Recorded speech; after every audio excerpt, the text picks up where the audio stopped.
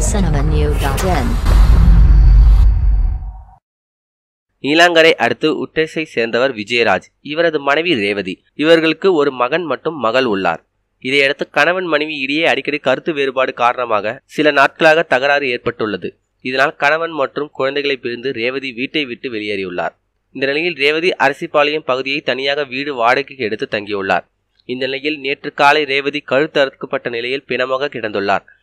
இதனை அறிந்த அப்பகுதி மக்கள் போலீசாருக்கு தகவல் தெரிவித்தனர். உடனடியாக அங்கு டிஎஸ்பி மற்றும் இன்ஸ்பெக்டர் மோப்பநாய் உதவியுடன் விசாரணை நடந்து வருகிறது.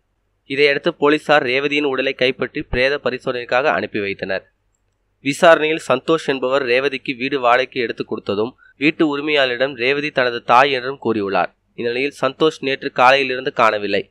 அவர் உண்மையிலேயே அவரது மகனா இல்லை ரேவதியை கொலை செய்தது அவர்தானா என்று போலீசார் விசாரணை நடத்தி வருகின்றனர். மேலும் இதுபோல செய்திகளுக்கு லைக் மற்றும் சப்ஸ்கிரைப் செய்யவும்.